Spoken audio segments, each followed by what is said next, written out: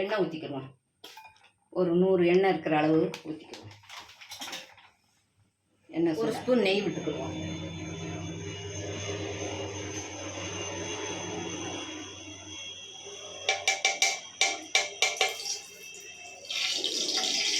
நெய் உருகட்டும்.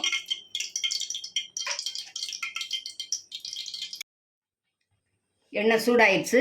இப்போ 3 பிரிஞ்சி இலை, சோம்பு, பட்டை, ஏலக்காய் போட்டுருக்கேன்.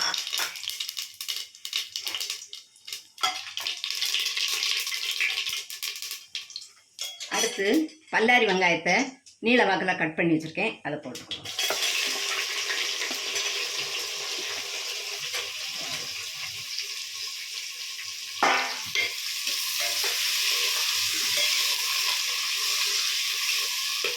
வெங்காயம் நல்லா பொன்னிறமாயிடுச்சு. இன்னும் கூட கொஞ்சம் நேரம் ஆகலாம். எங்களுக்கு வந்து பிள்ளைகளை அனுப்புறதுனால டைம் ஆயிடுச்சு. இது போதும்னு நினைக்கிறேன். இப்போ வந்து 2 தக்காளியை கட் பண்ணி வச்சுருக்கேன், அதை போட்டுக்கிறோம்.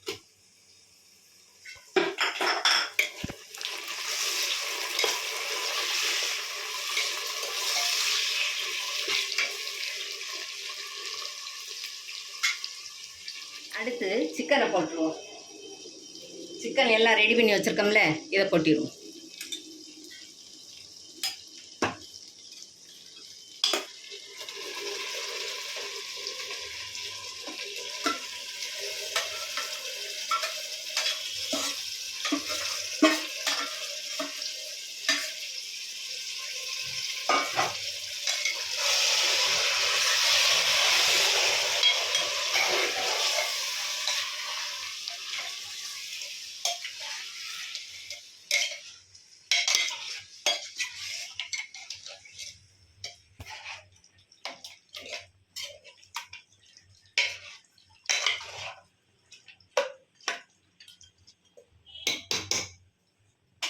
இது கூடவே கொஞ்சம் பிரியாணி மசாலா வச்சுருக்கேன், அதையும் போட்டுக்கிறோம்.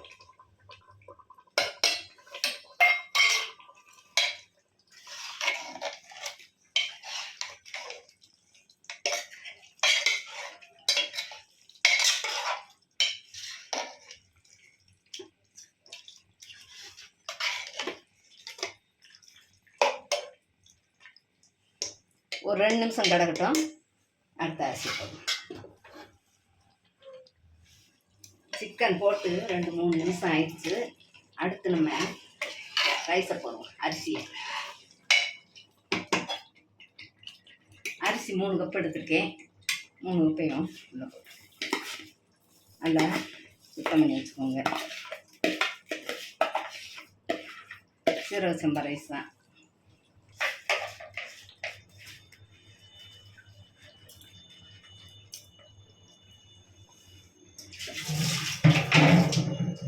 உப்பு வந்து சிக்கனுக்கு அப்போவே போட்டு பெசரி வச்சுட்டேன். இப்போ வந்து அரிசிக்கு உப்பு போட்டுருவோம்.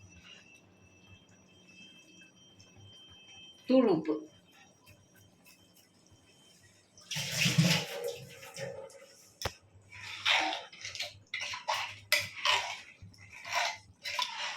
லாஸ்ட்டாக கூட்டி வைக்கும்போது உப்பு பார்த்து அதுக்கப்புறம் மூடி வைப்போம்.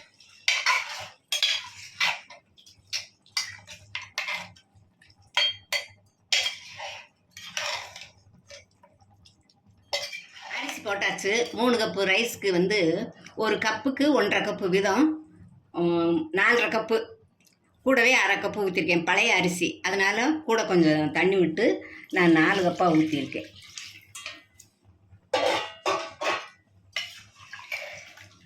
ஒரு கப்புக்கு 1.5 கப்பு வீதம் 3 கப்புக்கு 4 கப்பு, அதுக்கப்புறம் 1 கப்பு ஊற்றிருக்கேன். 5 கப்பு ஊற்றிருக்கேன். 4.5 கப்பு ஊற்றணும். 3 கப்புக்கு 4.5 கப்பு ஊற்றணும். கூட கொஞ்சம் ஊற்றி பழைய அரிசினால் 5 கப்பு ஊற்றிருக்கேன். 4 கப்புன்னு சொல்லிட்டேன், 5 கப்பு ஊற்றிருக்கேன்.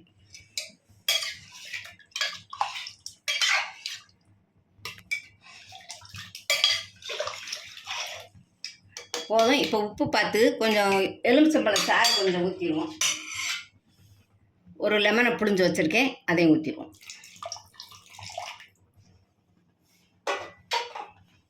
மூடி போட்டாச்சு. இப்போ 3 விசில் வரட்டும், நம்ம எடுத்து பார்ப்போம். பாருங்க, பிரியாணி ரெடி ஆயிடுச்சு. குழந்தைகளுக்கு ஸ்கூல் அவசரம், அதனால தான் இன்னைக்கு அவசர அவசரமாக வச்சோம். எப்படி இருக்குன்னு பார்க்கலாம்.